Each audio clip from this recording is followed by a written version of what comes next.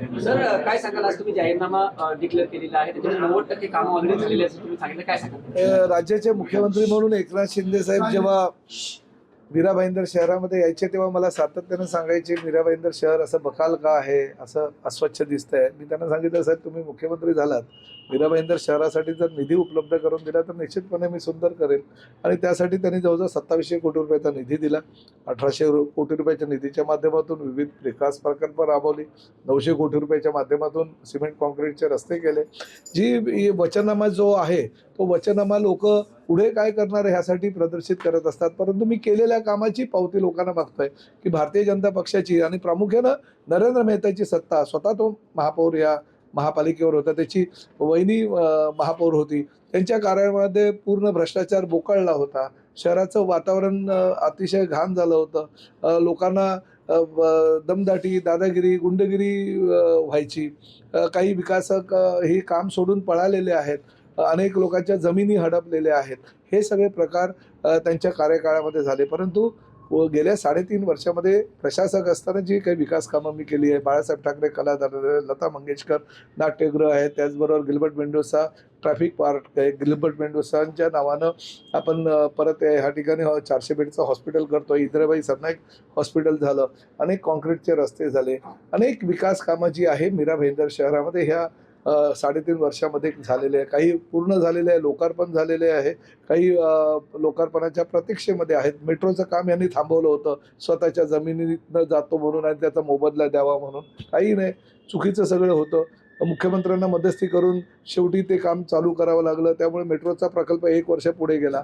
आज मीरा भाईंदर शहराला 218 MLD पाणी हे गेल्या वर्षी मिळालं असतं, परंतु त्यांनी मुद्दामून चेन्नई येथील पाणीचा टाकीचं काम जे MMRDचं चालू होतं ते थांबवलं, दादागिरी केली, गुंडगिरी केली। त्यावेळेचा आमदार गीता जैनाने मी जागेवर गेलो आणि काम चालू झालं, म्हणून ते काम आता चालू झालेलं आहे। पुढल्या 6 महिन्यामध्ये ते पाणी मीरा भाईंदर शहराला मिळणार। त्यामुळे आपल्या सत्तेचा उपयोग करून बऱ्याच प्रमाणामध्ये यांनी ह्या मीरा भाईंदरच्या जनतेला वेठीस धरलेलं आहे आणि त्यामुळे आता मीरा भाईंदरच्या जनतेने ठरवलेलं आहे की यावेळेस फक्त आणि फक्त शिवसेनेला आपण मदत करायची आणि शिवसेनेला निवडून द्यायचं, जेणेकरून अबकी बार 50 पारचा जो आमचा नारा आहे पूर्ण होईल। आणि दुसरी महत्त्वाची गोष्ट की मी महायुतीच्या बाजूचा आहे। केंद्रामध्ये नरेंद्र मोदीजींबरोबर आमचं सरकार आहे, आमचे सहकारी केंद्रात मंत्री आहे, राज्यामध्ये देवेंद्रजींबरोबर आम्ही सहकारी आहोत, एकनाथ शिंदे साहेब, मी स्वतः राज्याचा मंत्री आहे।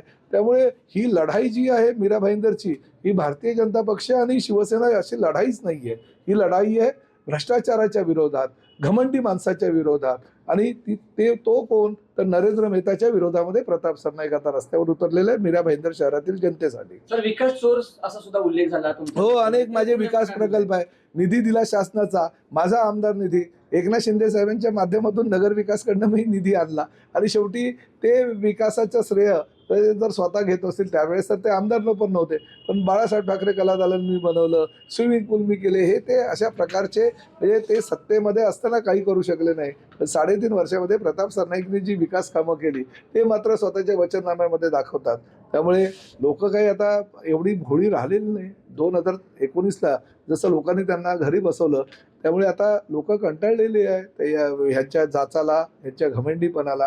त्यामुळे लोक निश्चितपणे प्रताप सरनाईकचे जे उमेदवार आहेत त्यांना निवडून देणार आणि महानगरपालिकेवर शिवसेनेचा धनुष्यबाण फडकणार। सर आता तुमची युतीने अशी परिस्थिती पालिका निवडणुकीनंतरही राहील नाही, का राहणार आहे मला सांगा? पालिका निवडणुकीनंतर डायरेक्ट लोकसभेचं इलेक्शन आहे, डायरेक्ट विधानसभेचं नंतर इलेक्शन होणार पुढल्या 3.5 वर्षानंतर। आणि नरेंद्र मोदीजी यांचा चेहरा घेऊन आम्ही पूर्ण राज्यामध्ये फिरतोय। आम्ही युती नरेंद्र मोदी साहेबांबरोबर करणार, आम्ही युती योगींबरोबर करणार, आम्ही युती देवेंद्रजींबरोबर करणार, विधानसभेला पण आम्ही युती करणार आणि लोकसभेला पण आम्ही युती करणार।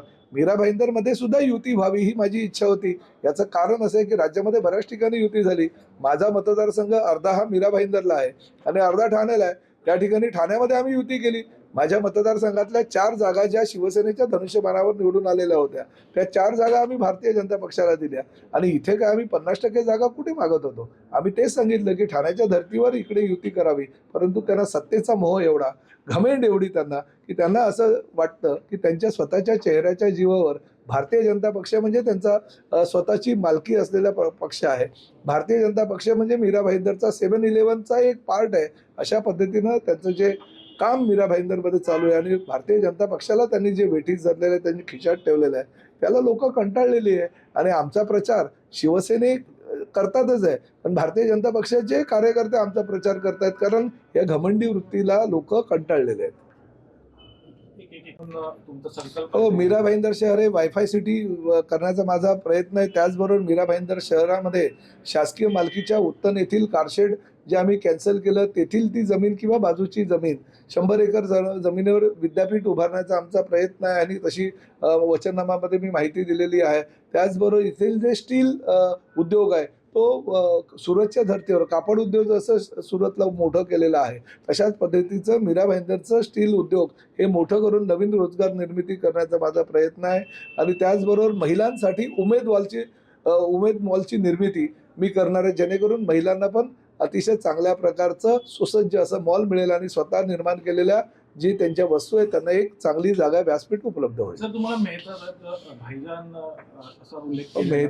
नाही, नरेंद्र मेहतांचं मी आभार मानले, कारण काल मी हनुमानाच्या मंदिरापासून जे मंदिर त्यांनी तोडायला काढलेलं होतं तिथून मी माझ्या यात्रेला सुरुवात केलं आणि मला कोणीतरी पत्रकाराने विचारलं, ते तुम्हाला भाईजान म्हणाले. मी धन्यवाद म्हणालो, कारण आज शनिवार आहे, हनुमानजीचा दिवस आहे. मी मारुतीच्या मंदिरामध्ये 81 नारळाचं तोरण घेऊन आलो होतो, ते तोरण मी 81 उमेदवारांच्या माध्यमातून त्यांना दिलं आणि भाईजानचं त्यांनी उपमा दिली. मला आनंद त्या गोष्टीचा आहे. फक्त मी एवढंच म्हणालो की मी बजरंगी भाईजान आहे, पण तुम्ही ज्या पद्धतीनं MIM बरोबर आणि राष्ट्रवादी बरोबर युती केली, तर तुम्हाला जर कोणी नरेंद्र मिया असं म्हणालं तर आवडेल का? आता त्यांनी त्याचं उत्तर देणं अपेक्षित आहे. थँक्यू.